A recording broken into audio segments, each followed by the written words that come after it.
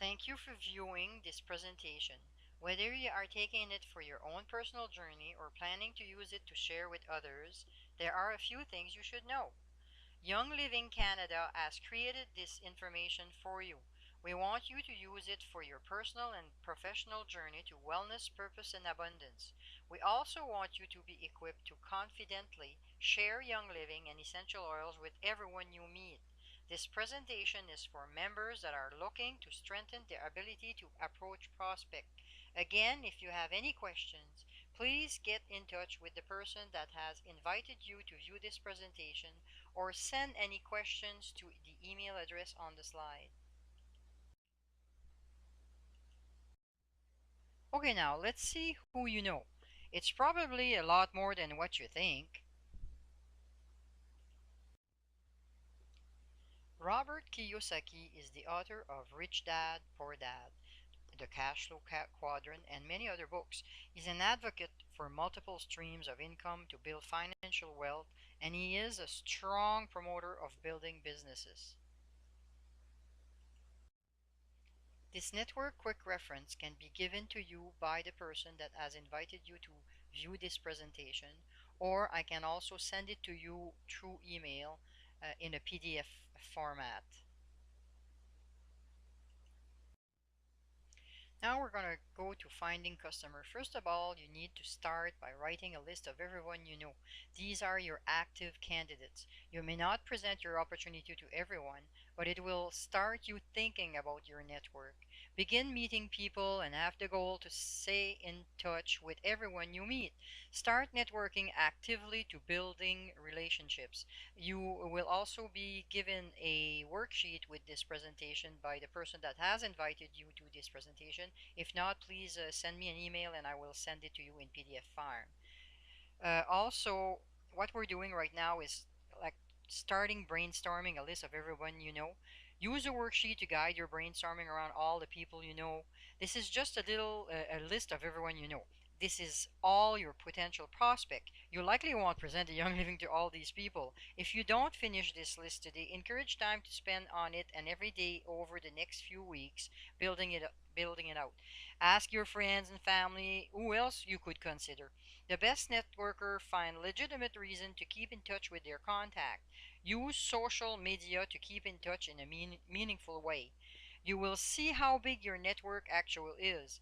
You'll start to see your relationships differently. You may also see who you've lost contact with in the long while.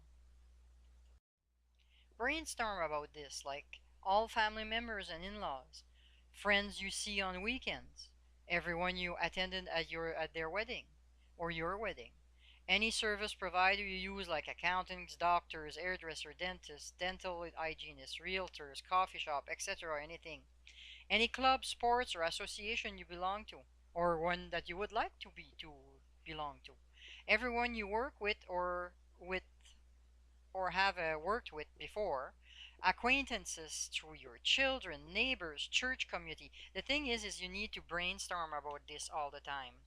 From the list of active candidates, circle the first three people you will connect with.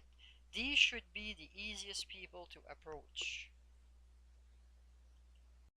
Okay, my list is done. I've got a list of active candidates. Now what? First, you have to get a foundation of trust. By that, you might want to start like knowing your products a little much better or have many stories to tell. If you're just starting out there, maybe a story you heard or read from other people, know you where you can direct people to find information. That's very important. You don't need to become an expert. Many people get overwhelmed in the beginning with thinking they do not know enough yet to start sharing. This could not be further from the truth, and often the people you know less but share from their heart are the ones who see the most rapid growth. Coming off as an expert creates poor duplication, as it sets the tone that people must always come to you for the answer rather than feeling empowered to seek them out for themselves. So set yourself free. Use third party tools like a reference guide, your Facebook group, videos, manual, books, product guides, etc. so you can empower more people to take their health and or this opportunity into their own hands. Remember to be compliant. That's very important. Also, you need to be honest and dependable. And can people rely on your promises? You need to make promises and commitments to be able to follow up to them. They can be as small promises like I'll mail you the web like the web link tonight, or I'll send you this book, or I'll bring you this sample. Are you approachable, likable, reputable, respectable? Do you share the same values? How can you show that you share the same values? Provide example of what's important to you. Are you acting in their best interest? Be transparent in how you benefit for any transaction.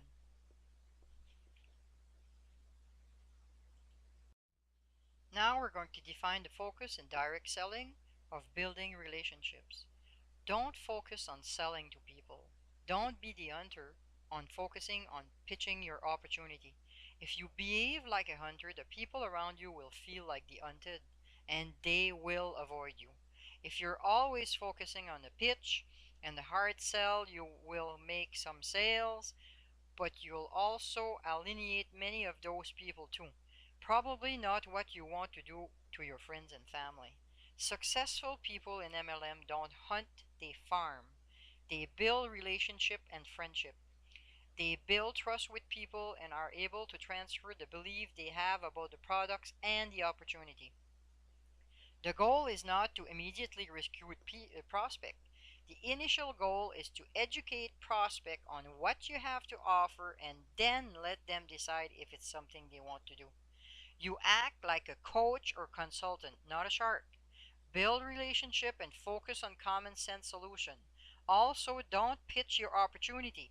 When the timing is appropriate, invite people to either come attend an event, a one-on-one conversation of a small group presentation or someone's home, an online seminar, things like that. Review or to review some sort of a tool, a website, online video, brochure, magazine, DVD, or even trying a new product.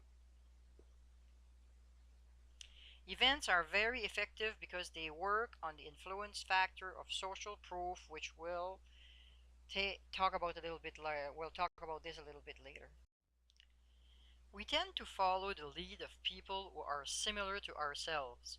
It's human nature to look to others who have already done something for guidance and direction. This is the power of events. When you have a number of people who are liking the product at an event, it tends to sway others who may be on the fence. This is especially true when they see themselves as similar to the others at the event. Additionally, testimonials and stories will provide social proof. Smart marketers know that social proof is the marketing tactic for easing the minds of worried customers. In the world of the internet, social proof will gain in importance because customers are becoming more informed at all time. With the power of the internet and at their fingertips, customers can know an immense amount of information about your business before even speaking with the salesperson. These two statistics from research around America consumer show the importance of social proof. Over 70% of Americans say they look at the product's reviews before making a purchase. Nearly 63% of consumers indicate they are most likely to purchase from a site if it has product rating and reviews. You can provide other sources of social proof that you know and like. Facebook groups and other credible websites are good. This helps to prevent the negative thoughts before they arise. People want to know what other people think. We all want to know what other people think, and it does influence our decision.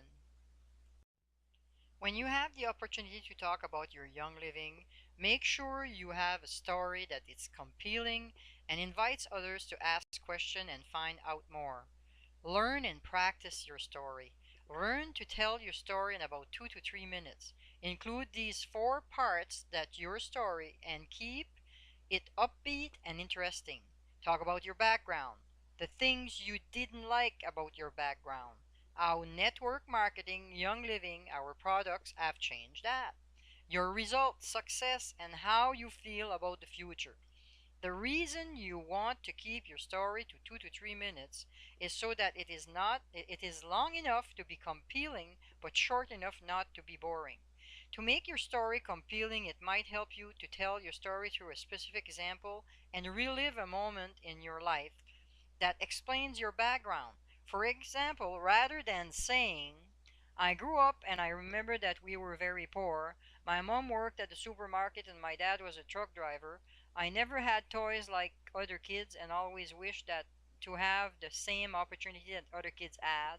I was often sad about being poor, but I was able to find ways to be imaginative. It would be better to say, I remember being really poor as a kid. I loved playing with my Barbie doll, and everywhere I went, I would take my Barbie doll with me. I remember that Barbie doll well because it was involved in an accident and its left arm was ripped out of its shoulder. We couldn't afford a replacement, so I asked my grandpa for some duct tape. My grandpa taped it up for me, and I kept playing with the Barbie doll. I used to pretend she just had a shoulder reconstruction because of a climbing accident. I still have the Barbie doll, and it reminds me to live in a world with abundance. This is not an elevator pitch. It's your own story and your reason for getting involved. It's deeper and more personal. It's your testimony. People don't just buy product, they buy you and your energy. Think about the most popular guy or gal in your high school. They might have not gotten along with everyone, but they probably fit in and could connect comfortably with most people. They probably had a great smile. It probably helped if they were physically attractive, but more importantly, they attracted people to them by being genuine, open, and energetic. Hey, maybe that popular person was you. Thankfully, we've moved on from the hormonally charged pressure cooker of high school, and the social he or she is more varied and complex. But the basic rules of social magnetism are the same. You don't have to aim to be the champion of an irrelevant popularity contest, but you can up your social game. In the multi level marketing world, nothing is more critical to sales than good social skills. But as a leader and as a salesperson, positivity will improve your results. Learn more about using social science to enhance this area of your business in the Understanding and Influencing course in Young Living University. Smiling is one of the most powerful things you can do for your business. When is the last time you introduced yourself to someone who was scowling or frowning? You have to radiate your positivity and draw people in. If you don't look like you're enjoying what you're doing with Young Living, you'll have a hard time convincing people to join you. So smile, genuinely, by thinking about something you really are grateful for. Much has been written about Gretzky's highly developed hockey instincts, but he once explained that what appeared to be instinct was in large part the effect of his relentless study and practice of the game in cooperation with his coaches. As a result, he developed a deep understanding of its shifting patterns and dynamics. Peter Gzowski says that the best of the best athletes in all sports understand the game so well and in such detail that they can instantly recognize and capitalize under emerging patterns of play. Analyzing Gretzky's hockey skills, he said, what we take to be creative genius is in fact a reaction to a situation that he has stored in his brain as deeply and firmly as his own phone number. Gzowski presented this theory to Gretzky, and he fully agreed. Absolutely, Gretzky said. That's 100% right. It's all practice. I got it from my dad. 9 out of 10 people think it's instinct, and it isn't. Nobody would ever see a doctor as learn his profession by instinct, yet, in my own way, I've put it almost as much time studying hockey as a medical student puts in studying medicine. In June 1985, as part of a package of 5 rule changes to be implemented for the 1985-86 season, the NHL Board of Governors made the decision to introduce offsetting penalties where neither team lost a man when coincidentally penalties were called. The effect of calling offsetting penalties was felt immediately in the NHL because during the early 1980s, when the Gretzky era Oilers enter a 4-on-4 or a 3-on-3 situation with an opponent, they frequently used the space on the ice to score one or more goals. Gretzky held a press conference one day after being awarded the Hart Memorial Trophy, criticizing the NHL for punishing teams and players who previously benefited. The rule change became known as the Gretzky Rule. The rule was changed back from the 1992-93 season. All of this to say, just do it. First of all, you know your product. Remember, no one expects you to be a world expert on essential oils. You use the products, you love them, and then you have stories to tell. You get to know more and more people. And the first thing you should do is maybe start with people you know that will give you the time and are also open to essential oils. Practice makes perfect. Again, thank you for viewing this presentation. Also, make sure that you do call the person that has invited you to view this presentation if you have any questions, or you can also send them to the email address that is on the slide. Have a very nice day and thank you very much for viewing this presentation.